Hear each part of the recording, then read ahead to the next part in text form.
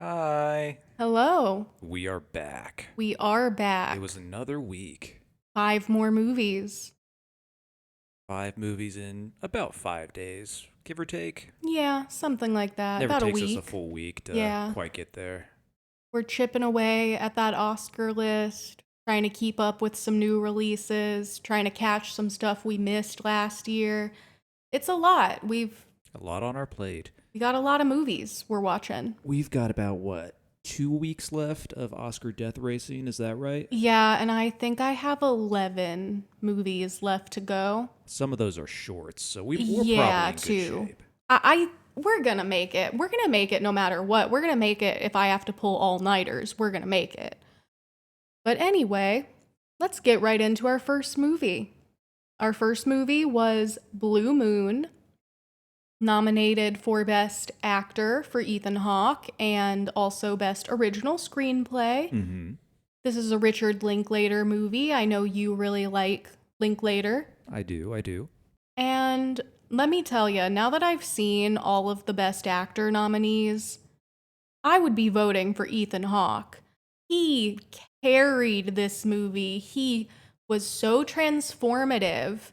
Like he crushed it. I agree. I went into this movie not thinking I was going to like it very much.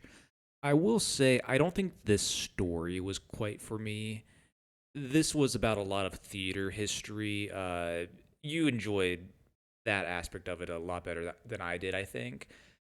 I found the behavior and I guess maybe the overwhelming energy of Mr. Blue Moon quite overwhelming. He was quite a character, it seems like. But I agree.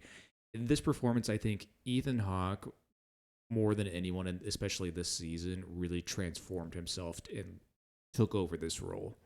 Yeah, and we also watched him in The Lowdown this past year, and just two polar opposite roles. He's an actor who really has a lot of range. And Absolutely. Look up a trailer of The Lowdown and then Blue Moon, and to me, that's not even the same person. oh, yeah, I think someone who maybe wasn't familiar with him might not even realize. Ethan Hawke has some acting chops. Does he have an Oscar? He does not. No, he's Oh, been nominated before, but I would love to see him win this year. I would too. But unfortunately, I don't think that's going to happen. Now, I will say, after the SAG Awards, I know I've been coming on here the past few weeks saying Timothy Chalamet is going to win the Oscar. Right. I'm leaning towards no now Why is that? because Michael B. Jordan won at SAG, and I think Michael B. Jordan is surging at a better time when people are actually voting. Okay. Chalamet surged before voting started. So if you're sitting at home and you're an Oscar voter and you haven't voted yet, and you start seeing all this hype for Michael B. Jordan, you might be more inclined to vote for him. All it took was a little scandal at the BAFTAs. His numbers started surging. I'm going to say he planted that guy in the audience. Listen, if I were an Oscar voter, after seeing how the BBC just dropped the ball on all three of those No guys, kidding. I would absolutely be voting for Michael B. Jordan and Delroy Lindo. Like, I'm leaning towards predicting Lindo for supporting actor now, too. Now, I'd that love to see is that. probably due to my raging hatred for Sean Penn. Hmm. And even though my brain tells me one thing, I just can't bring myself Go with your heart. to go with Sean Penn. I can't do it because I hate him. It's the Casey Affleck year all over again. Agreed. It's a hard sell. But back to Blue Moon. Yes, Mr. Blue Moon is hanging out at this Oklahoma show Okay, after so party? yeah, so the kind of theater history of it is Ethan Hawke is playing Lauren's Hart, Okay. and he used to make musicals with Richard Rodgers of Rodgers and Hammerstein. So here we're seeing like the after party of the opening night on Broadway for Rodgers and Hammerstein's Oklahoma. Okay. And what I thought was really interesting about this movie, I thought it was really well paced and it did a great job with presenting us with information at the right time. So, like, you kind of start to wonder, well, what happened? What was this falling out? Andrew Scott plays Rogers, and he's great too. But what was this falling out? And then you start to hear things from other people. You start to see how the bartender reacts when Hart wants more alcohol. Hmm. And then, Rogers just kind of comes out and says it like, oh, these two were not working well together at all.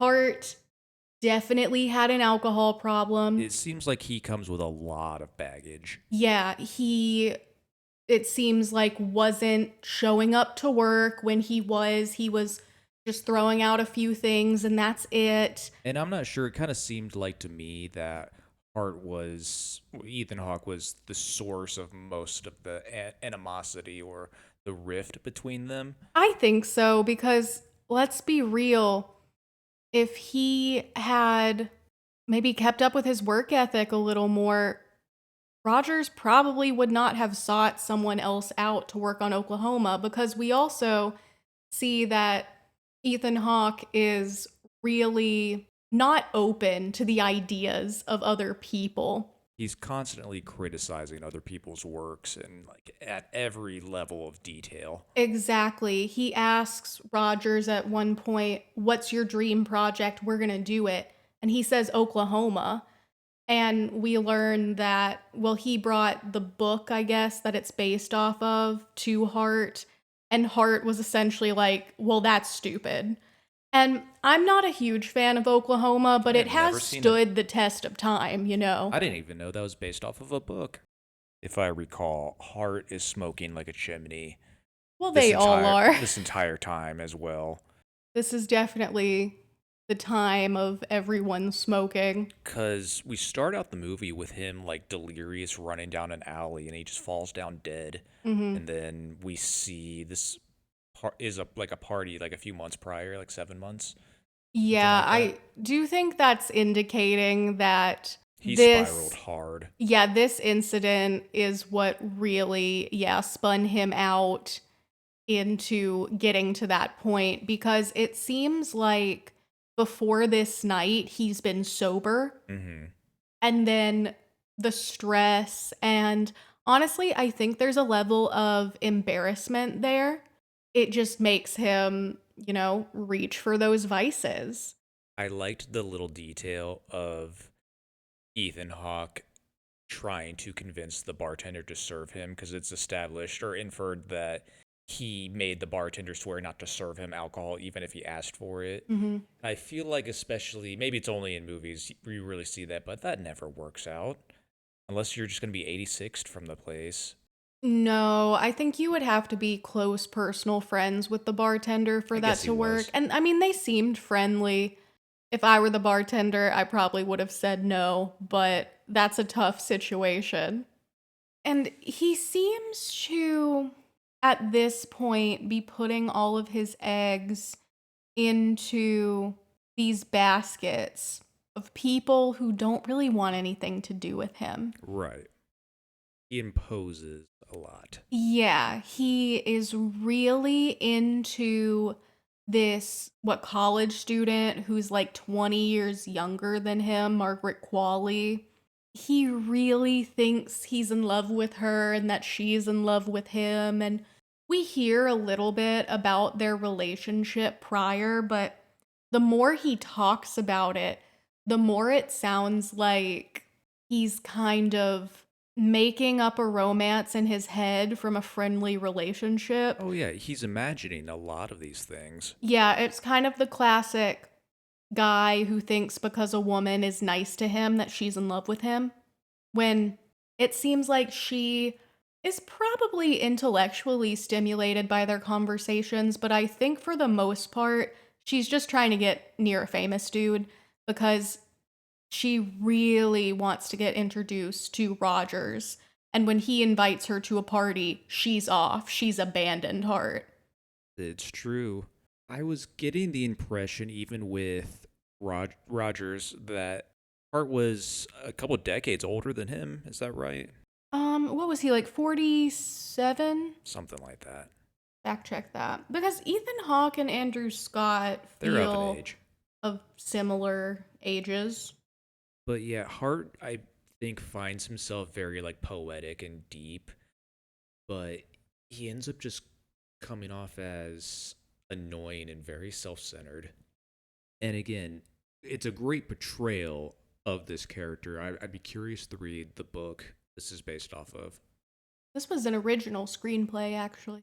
Never mind, I'll write the book on it, dang it. Okay, so Ethan Hawke and Andrew Scott are actually of pretty similar age differences. It was like a 6, 7 year age difference. Okay. I would say, if anything didn't grip me about this movie, unfortunately, it was Margaret Qualley. Why's that? And I like her. Mm-hmm. I really do. I really like her in the substance and the show Made. She seems cool. I like Margaret Qualley, but I just felt like this movie was really dialogue and monologue heavy. Mm-hmm.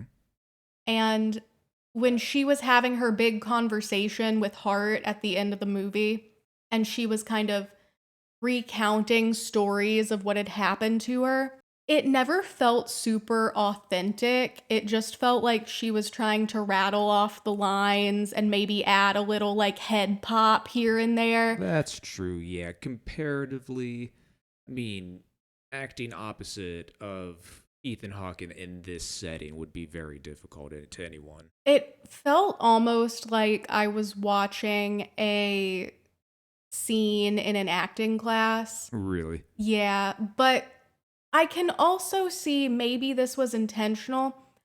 It felt like she wasn't having a conversation, like she was just talking at him. And, that would maybe make sense for the character. She's not really, involving herself deeply with him. So maybe that was intentional, but it didn't fully read for me. I agree. I think she's aware of his feelings, but she states a couple times, I'm not into you that way. She literally talks to him in detail about having sex with another guy. I don't think that's what you do when you want to be with someone. But no doubt he'll end up blaming her for some reason. Like I said, I think I really enjoyed the acting over the story in this movie. I kind of got the gist of it after a while, and you're right, it was very dialogue heavy, and a lot of it was very good.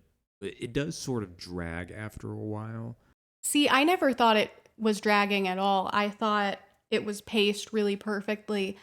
And I think what made it land so hard for me was it wasn't as much a movie trying to go through a plot, it was a character study. Okay. And I think the writing and the acting and the directing, it all really culminated into really showing this guy's motivations and intentions, because there's a lot of him saying one thing, but there's something else layered underneath it. And you could always see that. He's a bit of a grifter. Oh, yeah. I would be curious to learn about how they came up with this screenplay. If this is based off of maybe eyewitness testimonies to this guy's behavior around the end of his life or at this party. I believe at the end of the movie, in the little text crawl, it said it was based off of letters that he was writing to that woman. Oh, I can't imagine. Yeah. Based off the dialogue, all the crazy things he was probably sending her. Oh, yeah. If he weren't famous, she would not have put up with He was that. a bit of a creep. Yeah, I think any dude kind of, lusting after a 20-year-old who is 20 something years younger than him, that's creepy. But the man could write plays. I guess I've never seen any of them. Honestly, I'm not very familiar with Rogers and Hart. I'm more familiar with Rogers and Hammerstein. Fair So, enough. Yeah, I do like this movie overall. Like I said, my main point I got out of it was I think Ethan Hawke deserves that Best Actor nomination, and I would vote absolutely. for him. I think out of all the nominees, he was transformed himself the most. Hmm. Wasn't just playing a version of himself. Story wasn't quite there for me though. I would give this a 75. 75. I would give this a 95. I 90, really loved loved it. this movie. I gave it 4.5 stars on Letterboxd. All right, prove how wrong I am. I'm sure you're a bit closer on this one. This has a 90% on Rotten Tomatoes. There you go. So yeah, 90s. I'm going to say that's appropriately hyped. I think this movie was amazing. I will say I'm a little biased. I'm already interested in this kind of source material, but it was great. Ethan Hawke should win the Oscar, and he's not going to. A lot of this material was new to me, but I ended up enjoying this movie more than I thought I would based off what we saw in the trailer. And hey, that's great. You love Linklater. I do. He always wins me over. Right, next we have another movie that I have a lot of feelings about. Yes. Arco, nominated for Best Animated Feature at the Oscars. I was excited for Arco going in. I liked the trailer. It was bright and shiny, and there's this weird sci fi kind of background going on. A little dystopian future kind of vibes. You That thought was this was going to be your wild robot. not quite, but I wanted to see what it would give us. Well, it was certainly inferior to K-pop Demon Hunters. That's a high bar to beat. True, true. You didn't like this one too much, did you? I hated this movie. Why is that? I hated Arco so much. I hated Animation it. style? Is that I it? thought the animation style was weird. It did make their faces look weird. I think I couldn't really see any emotion on the characters because it felt really flat. I'm really picky with animation style though. Like I am not an expert on animation. I am not someone who you should turn to for animation recommendations. But yeah, I did not like this animation style. It weirded me out a little bit. I thought the plot had a lot of holes in it. I thought the motivations didn't always feel honest, and I fully do not understand spoilers. Why at the end when his family comes for them, why they're all old. That made no Yes. sense to me. I feel like this story overall would have benefited if they'd gone another direction instead of sci-fi time travel. Because whenever there's a time travel aspect in a story, the loopholes and kind of missing pieces always bring it down for me a little bit. Does that make sense? Yeah, I initially thought they were aliens or just like fancy people who Yeah. lived in the sky. I didn't think it was going to go a time travel route. And I think that time travel, because it wasn't simple time travel either that they were trying to do. And like, this is a kids' movie, so they didn't take any time to explain the time travel. Right. We don't have any rules other than you can just fly, be a rainbow, and that takes you back in time. Well, you need your little You need your crystal. crystal. And if you don't have your crystal, it needs to be raining on a sunny day. Yes. Which that's fine. Kids can understand that. But then when it comes to the logistics of the time travel and why are the parents old now, it's like, okay, well, this is for kids, so we're not going to explain that. But I think that's lazy and I need it explained or I'm not going to like the movie. Right. And even story-wise, okay, we end with the parents having presumably spent decades looking throughout the past, I guess, for Arco. That in and of itself doesn't, I think, like, what lesson is that supposed to teach us other than look for your family? Well, and then I never really cared much about what the parents were doing or what they were going for because we literally saw them at the very beginning of the movie and that's it. We had the one scene where the mom wakes up and she gets like, oh no, Arco's gone. We don't revisit the future at all. We don't see Arco go back, No. which I would have liked to see some back and forth in those kind of two worlds that we initially see at the beginning of this movie. No, it's all focused on the past, which I guess is actually in the near future. It was the 2070s, and global warming is taking a toll on this seems to be like California or something like that. Yeah, something like that. And, we have this little girl who feels really lonely and abandoned by her parents because they just leave her alone with her baby brother and like a nanny robot Well, to the take parents are care the of them. worst. Yeah, and the kid keeps saying like, "Well, you said you'd be home." And they're like, "Well, sorry." So she has deadbeat parents, so of course she feels lonely.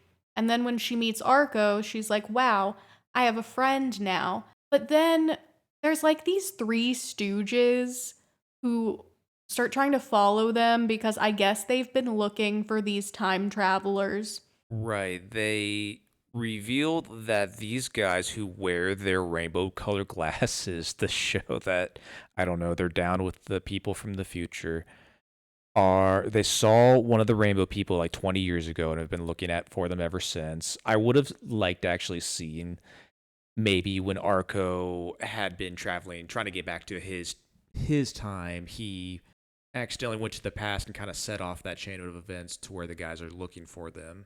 Oh, that would have been interesting. But this movie gives you a few threads, but there's just nothing when you pull on it, you know?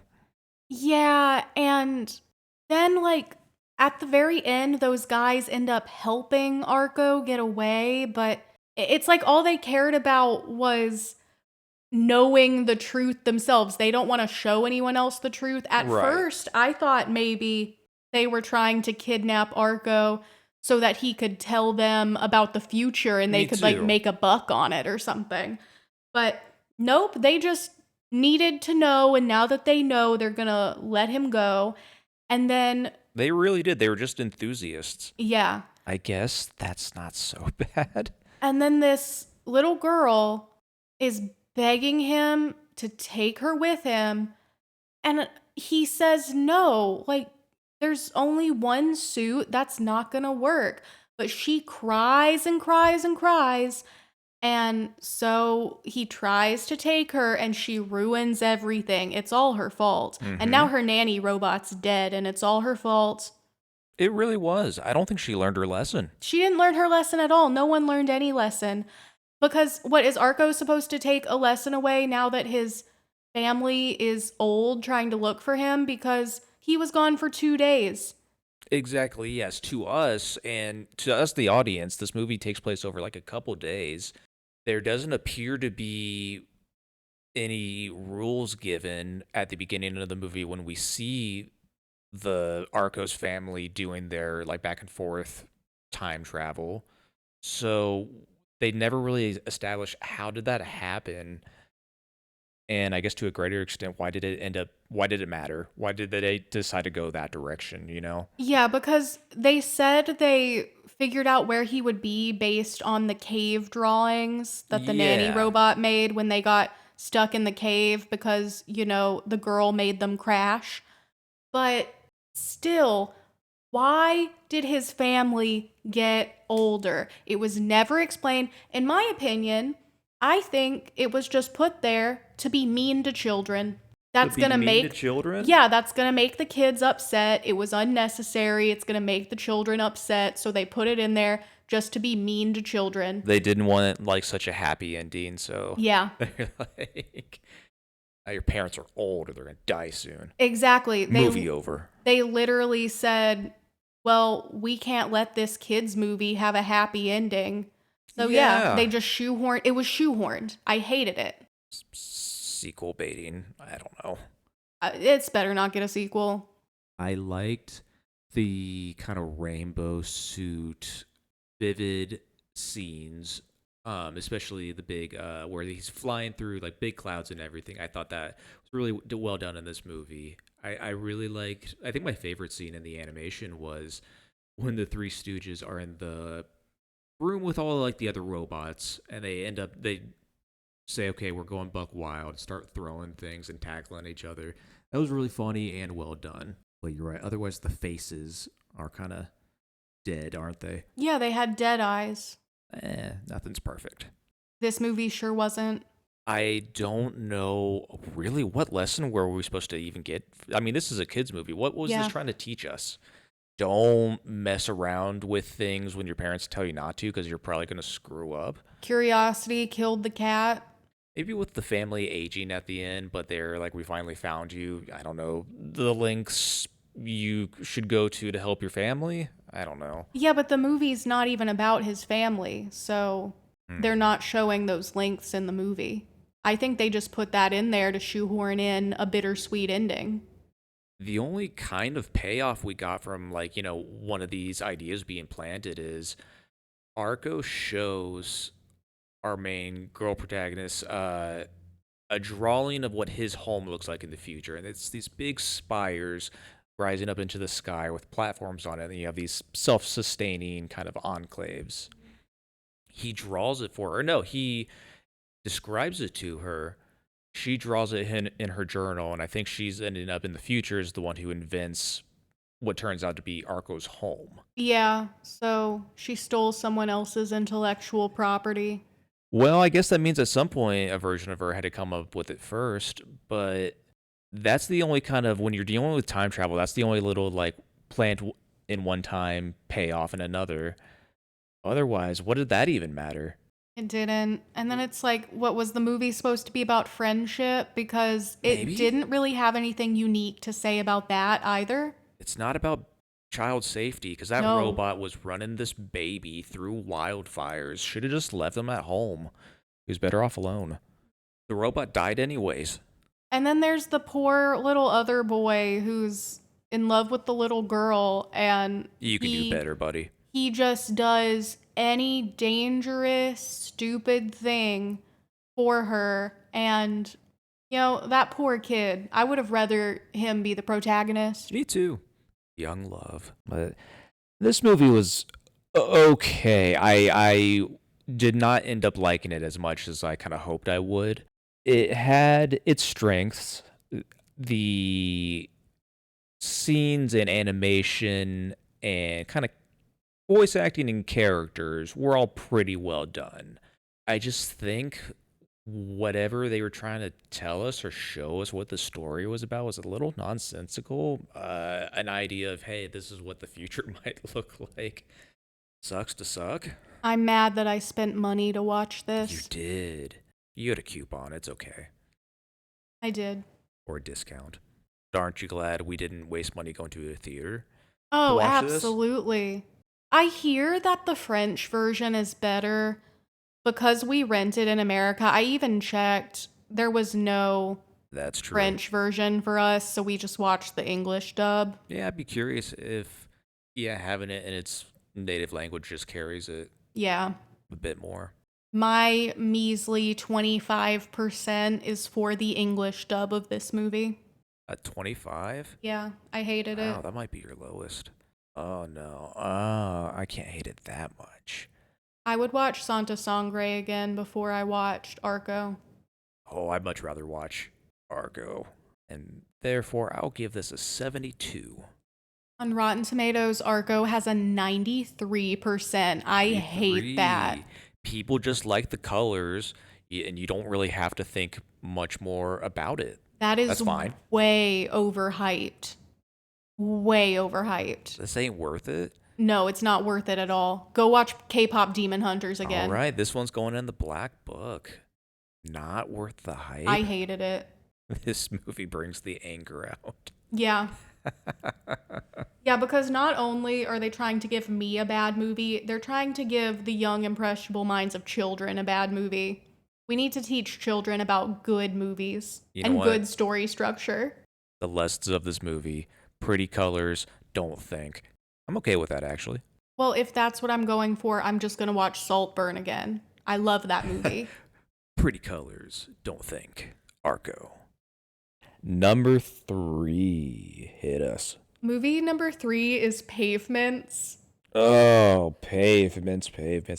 You were convinced that this mockumentary, like the band, was not real. I'm still convinced the band is not real. I'm like 95% certain now that they're real, No, though they're I not never real. heard of Pavement in my life. That cannot be a real band. I refuse to believe that's a real band. You can present as much evidence as you want to me. I will never, ever believe this is a real band. Why not? They seem like they were actively trying to be the worst band of all time. I will say, I was getting that they were just not very serious about being a band or being a popular band, that they just wanted to make music, and if people like it, they like it. If they don't, they don't. I don't think that lead singer guy was serious about anything. He maybe should not have been a lead singer. It just seems like he didn't care about anything. He's just one of those people who I want to do what I want when I want, and when I don't want to do it, I'm not going to. And you just really can't function in society like that. Like, if you want to be a musician, then go on The Tonight Show and at least try. Don't just get up there and scream. Don't have people pay to see you in concert and then just lay down on the ground because you're not having fun anymore and then start yelling into the mic, I'm not having fun anymore. He does lay down in the middle of a performance a couple times that we just see in this movie. And he's like, I'm bored. You know what? I appreciate his honesty. He is honest. Yeah, I'll give him that. Of course, he got mud thrown at him. And then the songs, too. The songs. There is no point to the songs. The No. lyrics mean nothing. And I think he even says at the beginning of the movie, it's just about the music. I don't listen to lyrics, so the lyrics are just kind of whatever. And you can really tell that. Like, I know there's an element of that to like grunge bands from that time, like Nirvana, but at least a Nirvana song, you feel like there's an overarching theme, even if some of the words feel a little nonsensical. Right. It tells you a little bit of a story, but These not these songs songs. were about nothing. They're like discount Weezer. Up until halfway through the movie, I thought everyone was an actor. Like, I thought the older band members were actors, and then I thought Hmm. when we saw videos of their younger selves, those were different actors playing a younger version. I truly thought that until halfway through this movie. I had to pull up like YouTube videos that were posted of this band's performances like years ago to be finally convinced. Nope, I think they're real. Well, I thought that they were lying about them being on like The Tonight Show and SNL and stuff because part of the movie is a fake biopic that's being made about this band. So I Hmm. just assumed most of the stuff was fake and that if this was a real band, it was maybe just like a low-level garage band or something. But Yeah. no, they were on MTV and The Tonight Show and they did festivals and stuff like that, and I still don't think they're real. I refuse to believe it. The funniest part of this movie was when they're on the Tonight Show. The band starts to play, and you're right, the lead singer just starts going,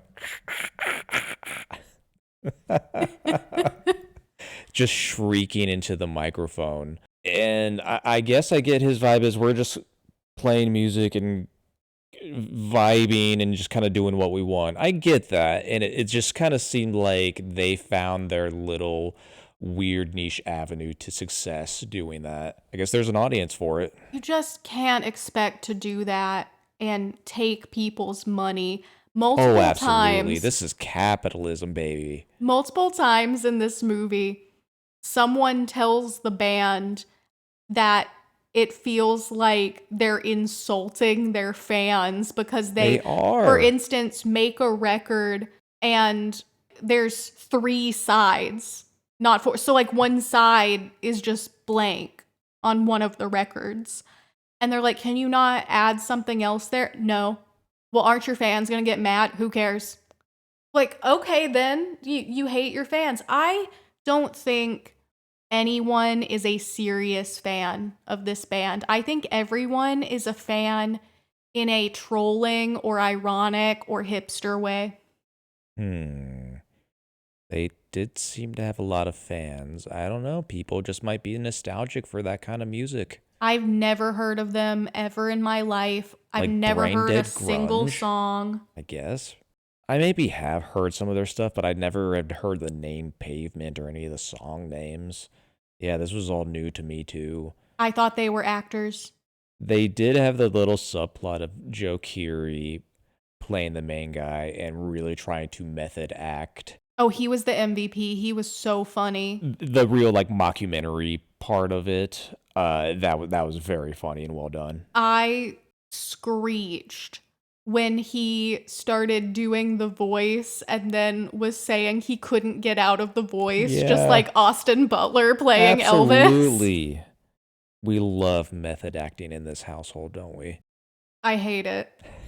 But I loved Joe Keery. I feel like he truly understands how absurd all these method actors are. Mhm. And every time they were doing the stuff with the fake biopic, I thought it was hilarious. I was really into that. I would have watched a whole movie just about that. It was really funny.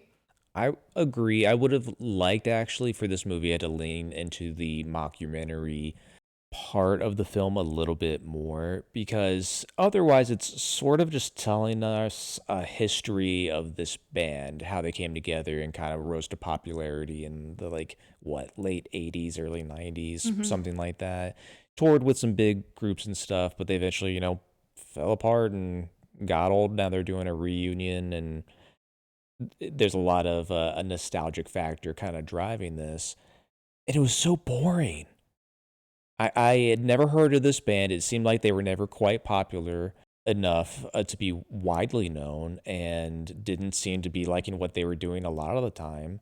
I thought all that was boring. Well, if they don't care, why should I care? Exactly.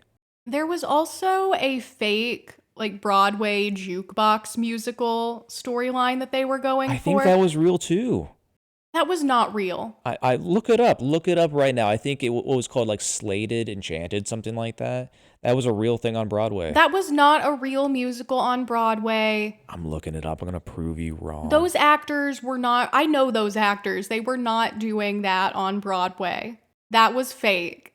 And I thought a lot of what we were seeing there with like the auditioning and how serious everyone was taking it. It was a really good parody of that, but I don't think they delved as deep into the theater parody as they did the movie parody. So I feel like it was a bit surface level to me. I agree. The star of this movie was the movie parody. That was all done really well. Okay. I think the musical show was invented for this movie. Yeah, Dang that it. didn't really happen. All right, I concede. But yeah, Pavements had some pretty funny moments. Mhm. This movie felt too disjointed to me. We were kind of veering all over the place, and we get lots and lots of clips for them in their shows and just doing random stuff and singing and songwriting, and it's just jumping all over the place from all the different perspectives of the band members and the people they were associating with, and it kind of felt just like such a whirlwind for me. I was glad when it was over. I was getting overloaded by the end there. Yeah, it did feel longer than it actually was, I think, I because know, of it all of those dragged. short scenes and quick edits, and then we're going back and forth from things and all that. But I think my biggest takeaway from this movie is gold star for Joe Keery. Absolutely. I've only seen him in Stranger Things before this, and now I'm really excited to see what his next project will be. I could tell he got the humor in it, Yeah, and that played off very well. I It did. agree. I would have loved if the whole movie had just been that biopic, or the making of, you know? I guess if you're a big Pavement fan, you will love this movie. Oh, yeah. That's probably almost exclusively who this movie is for because it was not for me. I'm still not 100% sure they're a real band. I guess they are. It all looked real, but hey, that could be some AI footage. I don't know. 50%. 50%? Yeah. Okay. Now, let me tell you something. Mm-hmm. I think the fact that this movie made me not know if the band was real or not, I did think that was funny. Okay. And so I think I liked this movie more than you did. I think Oh. I would give this movie, like, I'm going to get specific. I'm going to say a 77%. Okay. Not bad. Because, I thought you were going to hate it. no, I mean, when's the last time you've had a movie experience where you just truly didn't know what kind of movie you were watching? You didn't know if someone was real or not. Dune Part 2. Like, I didn't think that the band was real. And I think the fact that I couldn't figure that out was part of the joke of the movie. And I did think that was funny. I get it. Okay. Like I said, if you're a Pavement fan, you'll love this. On Rotten Tomatoes, this has a 95%. Wow, a lot of people are Pavement fans. We've been on the outside, not realizing this is Pavement's world. They were right at the beginning of the movie. They said this is the story about the most important band in the world. And I thought they were saying that ironically. Turns out no. Yeah, absolutely. That does feel a bit overhyped for me, but I mean, I would say give it a shot, and if you're not into it like 30 minutes in, just turn it off. Exactly. If you're starting to feel kind of bored 30 minutes in, it's not going to get any better. Yeah, you have to really be in tune with this style and this humor, I think, to enjoy the movie. It is trying to be comedic in a lot of ways. I thought it was very funny. And especially, I like the editing really stands out to me. It's sort of going from bit to bit to bit, but after a while, it's just jumping all over the place so much. Honestly, the biggest thing I didn't care about this movie was the actual band Pavement. Yeah. I just cared about all the little things they were doing around Pavement. Hey, I think at least that singer would agree. That's probably true. Yeah. But yeah, give this movie a watch, but don't spend any money on it, and if you're not feeling it by about like 30 minutes in, go ahead and skip it. You can rent it from the library. That's what I did. There you go. We love the library. We love the library. Support your local library. Absolutely. All right, our next movie was Kiss of the Spider Woman, starring J-Lo. First of all, great title. I think it was originally a book. Okay. And then this was based off of the Candor and Ebb musical that was based on that book. Gotcha. I really didn't know what to expect with this being a J-Lo movie, meaning I think last year watched that little thing she released that was kind of like an extended music video. Yeah. Didn't really like that. No. This was J-Lo doing a lot of big, like, musical and kind of jazzy numbers, a lot of singing and dancing. I was impressed by her performance. She was doing really good. Me too. Very physical and big numbers and all that. Oh yeah. J-Lo can dance. J-Lo can sing. I feel like people make fun of J-Lo a lot and they kind of forget that.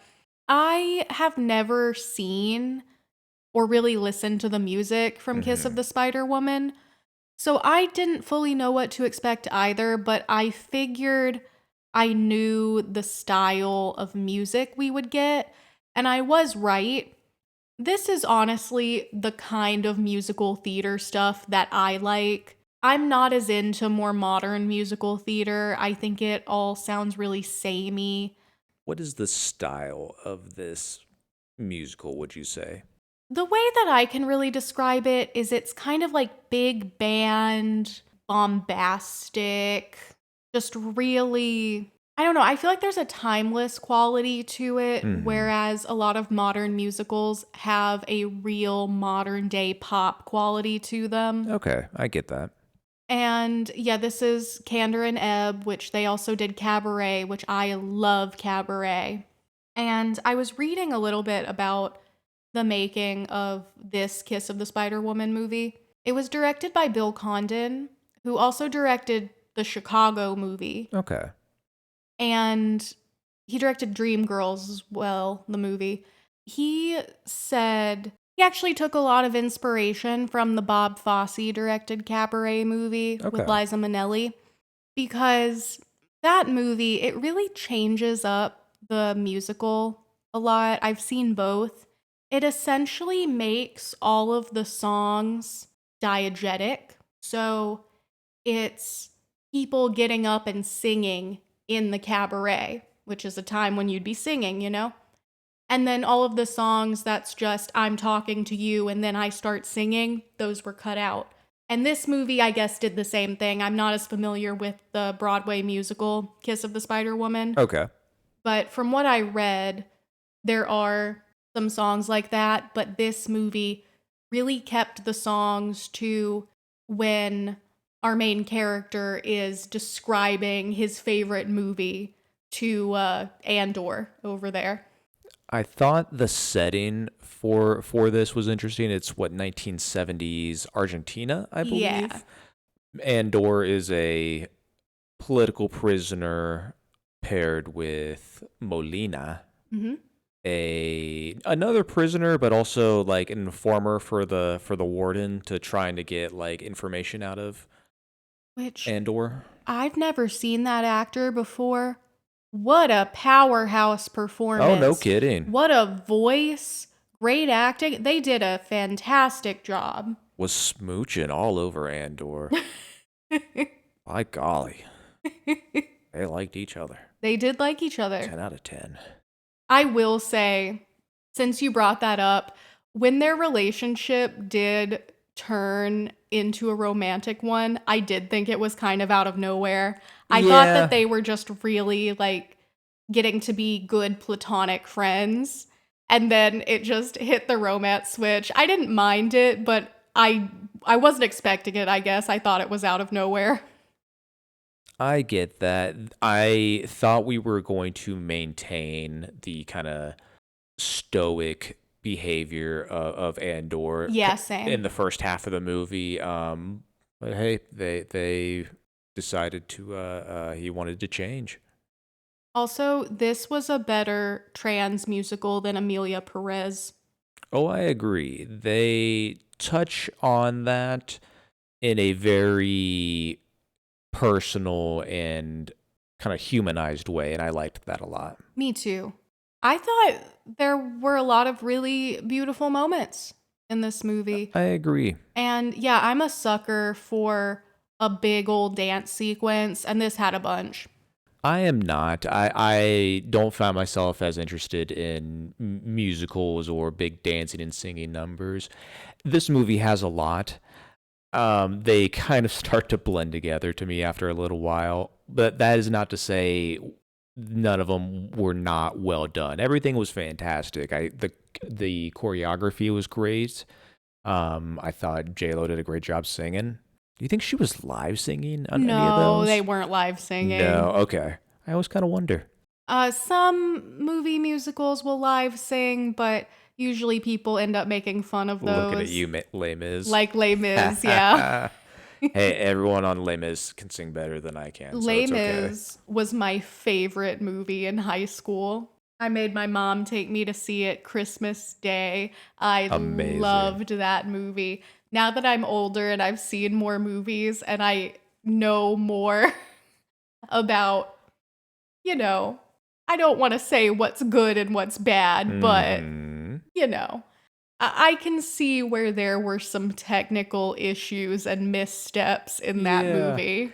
Now, what was the theater experience seeing Les Mis on Christmas Day? What was that like? Oh, it was packed. Yeah. Yeah, it was packed. People were sobbing. Did you sob Of course I sobbed. on Christmas Day watching Les Mis? Absolutely. Oh, amazing. Back to Andor. He did a great job too. He was singing and dancing up there with all of them, so I thought that was really well done. Those two actors had great chemistry. They did have great chemistry. It was interesting learning a little bit more about this time of political oppression in Argentina. So Yeah. that always could use more coverage. So I appreciate that. Yeah, even though this was a really bright musical at certain times, I never thought it was diminishing. No, it touches on some dark tones. Yeah, absolutely. It And really stuck with me when the guards go by Andor's cell with him and Molina, and they carry by his friend. And they're like, "Good news, he didn't talk. He didn't squeal on you. Bad news, we killed him." yeah. And they're just like holding his head up. I was like, "Eee." Yeah, exactly. Like this movie was appropriately R-rated Yeah. because sometimes these movie musicals, they'll try to get them down to a PG-13, sometimes a PG, Mm-hmm. like Into the Woods, and it doesn't work. No, this was a appropriately rated movie, I think. Yeah, it did everything it needed to keep the serious topics and tone serious. And when I was reading what the director had to say, a big reason of taking those non-diegetic songs out was because he wanted to keep the tone darker and grittier and more realistic when they're in their prison cell. I get And I that. think that was a good choice. I agree. I agree. Yeah, I enjoyed this movie more than I thought I would, and I definitely have more appreciation for J Lo's talents. She's still going 100%. I loved her in the movie Hustlers. I think she Never should seen it. have definitely been nominated for an Oscar. And you know what? That year, I remember really thinking she needed to win Best Supporting Actress at the Oscars. Has she ever been nominated? No. But Tragedy. yeah, Hustlers. She's great in it. I haven't seen that movie since it came out, and I remember loving it. Yeah, if you like musicals, I think this will definitely be a really great movie experience. I'm not even too hot on musicals, and I like this. I'm gonna give this I'll be specific as well. I'm gonna give this an 82. An 82. I'm going to give it an 88. I think maybe even on a rewatch, I'll appreciate it more. Yeah. Like I said, the times when you're just going from big number to big number, song, it all kind of blends together for me. So I'm not sure where we're at times within the narrative, but that's okay. It's a lot of things being imagined Yeah. in this movie. I thought it was interesting that the Spider Woman was like a kind of mythical character, sort of representing like nature and death, I think. Mm-hmm. That was a unique little twist that they put in this story, and as a part of a kind of character's thought process and motivations. Yeah, I agree. That was cool. And on Rotten Tomatoes, this has a 76%, which I honestly think is too low. Yeah, That's not lower than I hyped enough. thought. I think too many people didn't take this movie seriously because all of the promotional material was just plastered with J-Lo's face, and people don't take J-Lo very seriously. But you know what? They should. She's definitely not the focus of this movie No. overall. Not at all. Melina's the focus of this movie, and they were phenomenal. So, Maybe they should have led with that in marketing, more on Andor and Molina, and just have some like snippets of the like Spider Woman character, leave it a little bit more mysterious. yeah, yeah, I could see And that. this is why we just need to be the ones making movies. Our editing choices are superior, of course. Of course, of course. But no, this movie was all right. Check it out. I'd say it's worth the hype. Oh yeah, me too. I really liked this movie. Give it a try. I feel like there aren't enough just classical like musical movies that come out anymore, and this scratched that itch for me. So, I really liked it. It may be another, hey, if half an hour in you're not feeling it, it's a good time just to bail. All right, our last movie was our 2026 release. We watched H is for Hawk with Claire Foy, and some cute little birds. Yes, I think I could tell kind of early on in watching this movie. I was thinking to myself, this must be based off a book because we get a lot of this character. Claire Foy plays this very well. Yeah, She's a great actor, but a absolutely. lot of it is her just sort of like sitting and staring and kind of brooding, and you can tell she's thinking. I'm sure the book would give shine a lot of light on her, internal thoughts and all that little extra detail. This story was just kind of a little bleak for me, I guess. Yeah, and this is based on the real Helen's Mm-hmm. memoir. And I agree. It's a bleak story about a woman who is dealing with grief after her dad dies. And the thing for me with a lot of these grief narratives, there's so many narratives about grief because it's something everyone goes through. So it's a very universal topic to discuss. But I think a lot of these movies, especially the ones that are trying to be biopicy dramas, they all follow the same story beats, the same emotional beats. Mm-hmm. So I'm watching this movie, and even though I've never watched a movie about a woman trying to train a hawk, I still feel like I'm watching something that's just retreading old ground. It doesn't feel new and interesting to me. And I guess our character Helen she's like a teacher. She's a professor, I think. Yeah. And she doesn't really explain her motivations all that much. She decides to take on this hawk to start training, and I guess that's just how she's coping. Well, and she specifically asks for the one that's more unruly. Right. I was looking to try to understand how that part of the story was going to try to, heal her, I suppose, get her the closure that she was wanting. We got to see a lot of cute birds, though. I loved the hockeys. I also think for this movie, there was a lot of telling, not showing. Yeah.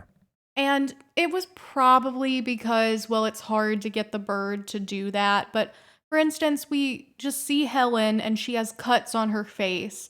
And she explains that, yeah, it was the hawk, but she just thought I was going to take her food away. But then, like, she's besties with the hawk. I don't think we really got into enough of her, like, training the hawk out of those behaviors.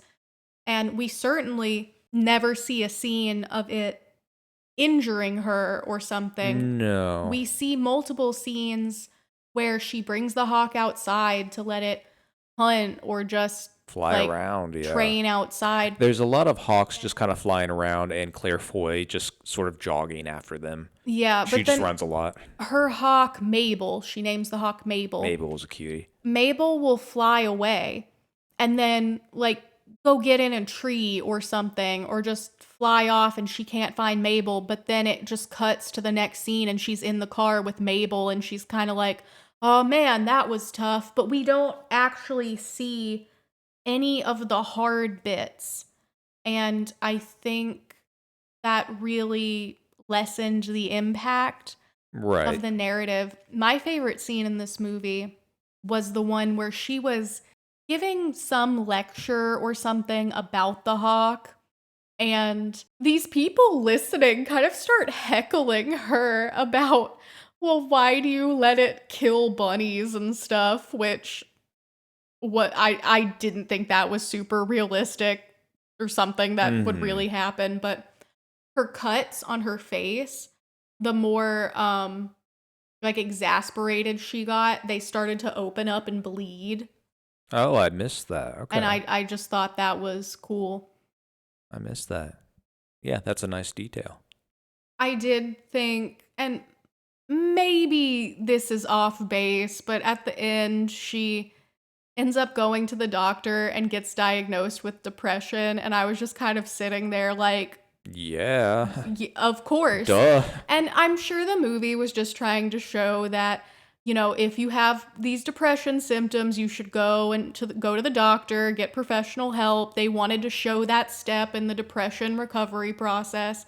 But the way that scene was laid out, I was like, of course she has depression. Is that supposed to? It's like the movie thought that was supposed to be a big reveal. It was not at all. Most of the time I was just thinking, man, people will do anything but go to therapy. Absolutely.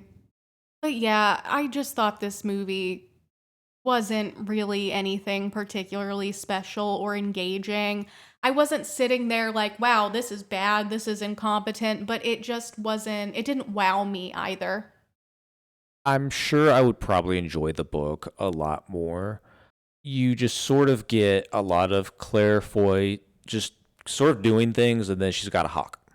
Yeah. She works with the hawk really well. I mean, there's a lot of scenes where she's literally, Claire Foy is holding this hawk on her arm. It tries to fly away. She has it like on a little rope or, leash or something. Goes right back to her arm, her feeding it and stuff. I think her acting and what she had to work with was impressive. That's kind of it. Yeah. I'm sure Claire Foy and that hawk have a beautiful friendship now. I'm sure they bonded. Mabel was a cutie. That's true. But yeah, I guess if you like nature movies, I suppose, or maybe someone kind of going through grief and loss and the stages of that, you might like this movie, but this may not be for everyone. I'd give this like a 60. You know what? If you have a BritBox subscription, I'm sure you'll enjoy this. It was nominated for Best British Film at the BAFTAs. That makes sense. So, yeah, I don't have a BritBox account, but if you do, you might enjoy this. You said you give it a 60? Yeah. You know what? Well, I'm with you. I give it a 60 as well. I'm gonna still say worth the hype though, because Hawk. Well, Everyone you needs don't know the Rotten Tomatoes score yet, though. everyone needs to appreciate the beautiful birdies. This has an 80% on Rotten Tomatoes. Is Well, it that's not worth the bad. hype based on an 80% when you gave it a 60%? You're putting me in a tough place here. Because I'm going to say no. I'm gonna have to say yes. This Just movie, for the birds. but just for the birds, really. Hey, appreciate this beautiful wildlife that should be treasured and taken care of. Absolutely. Yeah, if you like birds, watch the movie. If you don't care about birds, Skip it. yeah. Fair enough. Well, that's our week. As far as my favorite movie goes, it's gotta be Blue Moon. Least favorite movie, Arco. Hated it. Ooh, interesting. I'm gonna say my favorite movie probably was Blue Moon as well. You love your Linklater. Least favorite's gotta be that Pavement movie. I was just getting tired, and I think I had a headache by the end of that movie. Yeah. You know, Mm-hmm. it felt like a chore to get through, and that's never fun in a movie. That's fair. All right. Well, another week in the books. We did it. And we'll keep chipping away at that Oscar list. It's almost time. A couple weeks. And we'll see you next week. Goodbye.